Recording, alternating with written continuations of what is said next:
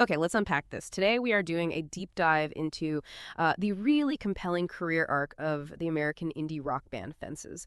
We're focusing pretty intensely on the journey of their main creative force, Christopher Mansfield. It's a story that, it kind of defies the typical rock narrative. It charts this fascinating course from like obscurity on MySpace way back, right up to becoming a Billboard charting act, signed to a major label.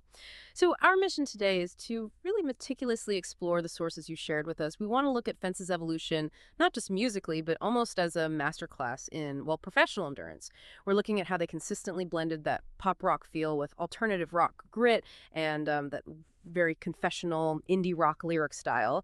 And crucially, we're going to dissect how their consistent output and these really powerful, strategic, sometimes unexpected collaborations truly defined their biggest moments, their most successful periods. Right. And if we set the why it matters context right from the jump here, this deep dive, it isn't just about, listing songs and release dates. It's really a critical look at how artists actually achieve and maintain longevity in what is, let's face it, an incredibly oversaturated market today. We're synthesizing, I think, three core things that shaped Mansfield's career. First, the careful, sometimes quite radical management of his personal story, his narrative. Second, how strategic collaboration acts almost like a force multiplier, boosting reach and credibility. And finally, that enduring, almost mythical role of old school industry discovery, someone finding you even in all the digital chaos we have now. Fences gives us one of the clearest examples we've seen recently where discipline, consistency, and frankly, professional strategy actively won out over that romanticized image of chaos and self-destruction. Okay, so let's anchor ourselves where it all kicked off. Seattle, Washington. That's home base for Fences. The core lineup, it really centers around Christopher Mansfield. He's on lead vocals, guitar. He's the main songwriter, the driving force behind it all. Supporting him, especially in key periods, you had Benjamin Greenspan on guitar and keyboard, Lindsay Starr on bass and vocals, and she becomes pretty important later, and Elliot Garm Chaffee on drums. Yeah, that's kind of the classic setup for a dedicated indie rock band, isn't it? And they've been consistently active for, well, over a decade now, started around 2010. But to really get the depth of Mansfield's lyrics, I think you need to understand his background. It's quite unique. He wasn't just, a product of the Seattle scene. He was actually born in Brockton, Massachusetts. And he has this fascinating detail. He's the youngest kid in a family of 10, which, often suggests maybe unique perspective, maybe less swayed by immediate trends. And significantly, before even forming the band, he attended Berklee College of Music, which is a big deal. Right, Berklee. That foundational training in music theory and composition, it really elevates his work beyond just, simple bedroom songwriting. It gives the material this kind of sophisticated musical structure underneath all that emotional vulnerability. That mix East Coast roots, big family, formal training, that's crucial. But what makes the story really take off is how Fences broke through initially. It wasn't the usual industry machine, it was the early internet. Specifically, that Tegan and Sara connection around 2009, 2010. Oh yeah, that's the classic, mid-2000s success story, isn't it? Mansfield put out his debut EP independently. Ultimate Puke, it was called. April 1st, 2008. Now, you got to remember the context. 2008, MySpace was the place for discovering new artists online. And almost like lightning in a bottle, the sources confirm Ultimate Puke is discovered on MySpace by Sara Quin. From Tegan and Sara. Exactly. One half of that hugely influential Canadian indie rock duo. Wow. I mean, for an unknown artist, being picked out from MySpace obscurity by someone like Sara Quin, that's instant validation, right? It's basically a career-making moment. It hands Fences immediate indie cred. Totally. And Sara Quin's involvement, it went way beyond just like a quick shout-out or a tweet. She really took the project under her wing. She actually produced, recorded, and even added her own distinct vocals to Fences' self-titled debut album. The first full album. Yeah, which came out September 28, 2010. This was a very deliberate move, signaling to the whole indie world, okay, this project has real artistic weight, it has pedigree, and Quin's production style, it's known for being crisp, but with that definite indie feel.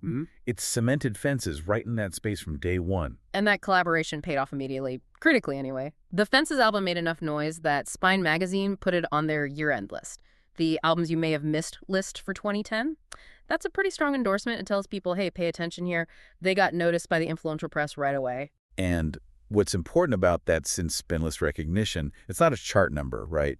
It's about critical curiosity. Okay. It's the music press saying, okay, there's depth here, there's promise. Mhm. It sets Fences apart from bands just riding some fleeting wave. So, okay, they've got this critical buzz from the indie world. Now they need to build a live presence, prove they can do it on stage. And what's really interesting about their early touring is just how varied it was. It says a lot about how Mansfield's songwriting could connect with different crowds. Indeed. Late 2010, early 2011, they hit the road supporting Against Me. Wow, yeah. Pump rock powerhouse. Exactly. High-energy, politically charged audience. Putting Fences in that slot proved they could handle a heavier, more intense crowd.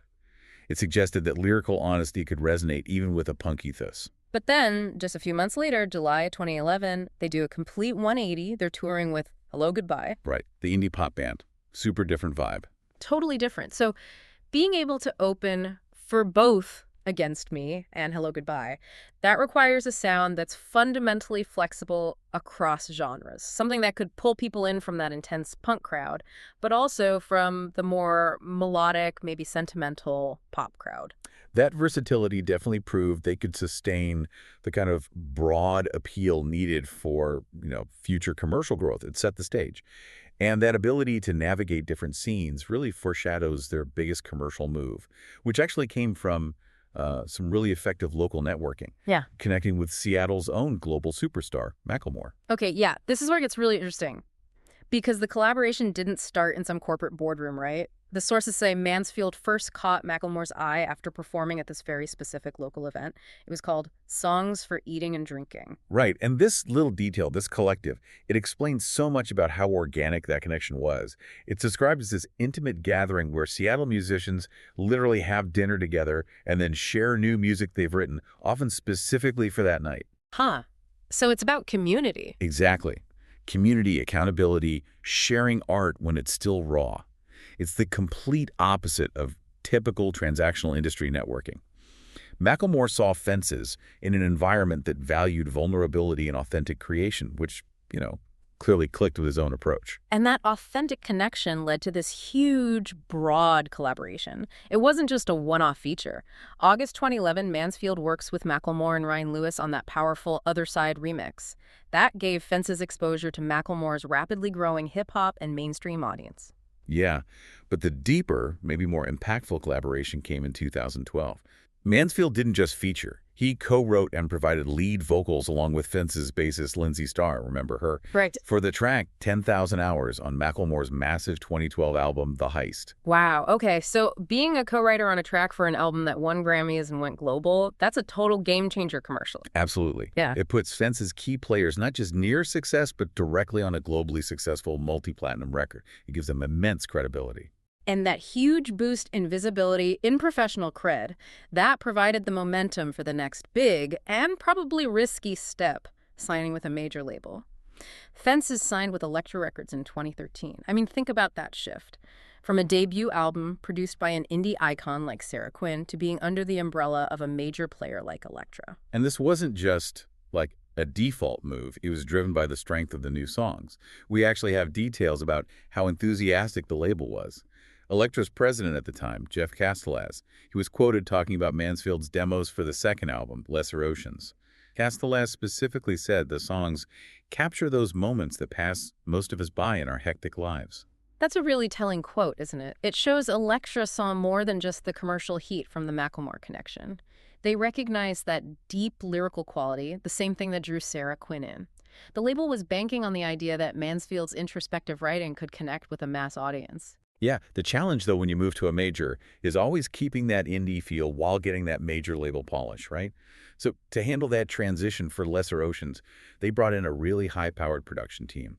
You've got Chris Wallow from Death Cab for Cutie involved, Jacquire King, who's known for making these huge-sounding records for bands like Of Monsters and Men, and, of course, Ryan Lewis, again, continuing that connection. That mix seems designed for impact. Totally. It guarantees a sound that's solid, pristine, really built for maximum radio potential.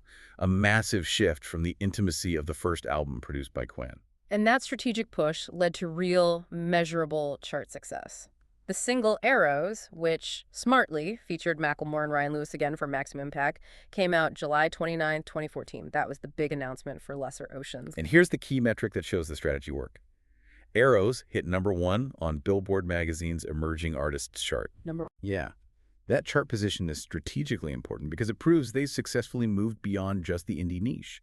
They became a recognized national act without being purely reliant on top 40 pop radio. Hmm. It validated that whole approach, combining indie substance with smart commercial collaboration. It was a winning formula. And Lesser Oceans, with that chart-topping single Arrows, was then released on March 10th, 2015. Solidified their status. Okay, so we've mapped out the commercial journey, the smart strategy of using local ties, critical champions to make that leap to a major label. But the deeper, maybe more compelling layer in the sources you shared with us really revolves around Christopher Mansfield's personal life and his philosophy. This is where the Fences story goes beyond just career stats and actually offers, I think, a really crucial insight into the pressures on modern artists. Yeah, this raises a really important question, one that cuts right to the heart of the music industry, honestly. For decades, artists, particularly in rock and alternative music, they've felt this immense pressure, to perform the role of the tortured artist. It's this dangerous, romanticized idea that links creativity directly to personal chaos, drugs, drinking, self-sabotage, the whole thing. And Mansfield, right at the peak of his commercial success, just completely rejected that narrative, flat out. He's been incredibly open and proactive about talking about his sobriety, mostly using his own blog and Twitter to share his journey. Our sources point to this really specific anecdote from an interview with a Seattle publication where he talks about time he spent in rehab. This isn't treated like some footnote. It's a central theme he chose to discuss openly, which is a powerful move against the usual industry grain. And what's fascinating here is how he frames it publicly. It's not primarily presented as like a moral or spiritual awakening, although those things might be part of it. His public framing is intensely professional. He directly connected being sober to his ability to actually do his job well as a musician. Right. His rejection of that image people often tried to pin on him, the drunk, tortured artist. It was just unequivocal. Mansfield stated quite bluntly that the image was total bullshit. It wasn't just how he felt. It was like this clear-eyed analysis of discipline versus output. And that is the crucial point for you, the listener, to really grasp here. He didn't just deny the stereotype. He broke down its professional cost. He explicitly said that drinking was actively blowing any chances I may have of ever touring or recording a real record or meeting any goals, short or long. Wow. That's a stunning level of professional clarity, isn't it? Let's just pause on that for a second. That quote, it basically dismantles the myth, right? The industry often pushes this idea that suffering makes the best art, that chaos is somehow necessary for authenticity. Mansfield argues the complete opposite. Chaos actually gets in the way of sustained professional artistry. It stops the artist from meeting basic career goals like touring consistently or making quality records. And you can kind of trace this thinking back through his career choices. He knew Sara Quin, who's known for being a disciplined professional, produced his debut. He knew Macklemore, who's famously outspoken about his own recovery and professional focus, was his biggest collaborator. By framing his own discipline as a necessary career strategy, Mansfield is essentially saying, look, if you want sustained success, you have to reject the destructive path. The whole romance of self-destruction is just not compatible with the kind of endurance you need to put out 4 albums and multiple EPs over 13 years. Exactly. That's the endurance factor. Being able to maintain creative control, handle the pressures of a major label like Elektra, consistently tour, all of that requires an underlying stability. Stability that the tortured artist persona just can't provide long term. So his public narrative becomes this powerful strategic act of control. It ensures his music gets judged on its merit, not overshadowed by offstage drama. He basically replaced the tragic genius narrative with the professional craftsman narrative. And that context is actually vital for understanding the longevity we see in the discography we're about to cover. It means that every single album an EP Fences released, especially after, say, 2015, is really a testament to the fact that structure and boundaries can enable high-quality output, not restrict it. It's a really inspiring counter-narrative for any creative person dealing with intense pressure. So if we connect Mansfield's commitment to discipline back to the actual music, the sheer consistency of their discography over, 13 years, 4 studio albums, numerous EPs, it really shows the endurance needed to thrive today. This body of work proves his focus on professional goals actually worked. Okay, let's break down the evolution through the 4 main studio albums. We should pay attention to the producers and collaborators because they really highlight Fences' changing sound and where they were strategically at each point. We start with the foundation, right? The self-titled debut, Fences, September 28, 2010. Sara Quin's production is key here. It locks in that earnest, slightly raw indie sound. Notable tracks that really establish their signature vibe include Girls with Accents, that became an early favorite, right? And My Girl the Horse, which the source notes runs 4 minutes and 31 seconds. That length, the mood of this early stuff, it signaled depth, artistic ambition from the get-go. Oh, then we jump forward quite a bit to the major label record Lesser Oceans, released March 10th, 2015. This album really represents that shift. We mentioned that high-caliber production team, Chris Walla, Ja'Quire King, Ryan Lewis. Ja'Quire King's involvement specifically that signals commercial intent. He specializes in giving bands this massive, clear sound. It's a stark contrast to Sara Quin's more intimate style. This album has the huge single arrows, obviously, but also tracks like Songs About Angels and Temple Dreaming. The sound is just broader, slicker, built for bigger stages, reflecting that Elektra mandate. Right. Then the journey continues with the third album, Failure Sculptures. That arrived June 21st, 2019. And the title alone, Failure Sculptures, it suggests this really deep philosophical kind of reckoning, turning past mistakes into something constructive, which fits perfectly with Mansfield rejecting that destructive myth we talked about. Absolutely. The title implies this conscious artistic choice, doesn't it? To embrace flaws as part of creativity, rather than letting them derail you. This album came out after the major label pressure was off, and you can almost sense this thematic exploration of resilience in tracks like A Mission, the title track Failure Sculptures, which is quite potent, and something like God Music, which suggests some self-searching. It feels like a return to more creative independence, more heavy introspection after the big commercial push of Lesser Oceans. And then most recently, we have Bright Soil, released September 15th, 2023. This is the product of their latest era, showing they're still reaching artistically. This album features a collaboration with Wesley Schultz. From the Lumineers. Right, lead singer and guitarist for the Lumineers on the title track Bright Soil. Yeah, and that Schultz collaboration is pretty strategic too, I think. It aligns fences with that contemporary folk rock sound, again, broadening their appeal. It links them with successful artists known for powerful, story-driven lyrics. What's interesting about Bright Soil is the pacing, maybe. Tracks like Hell, which at 4.52, the source says is the longest track on the record, along with No One and Blue Floral.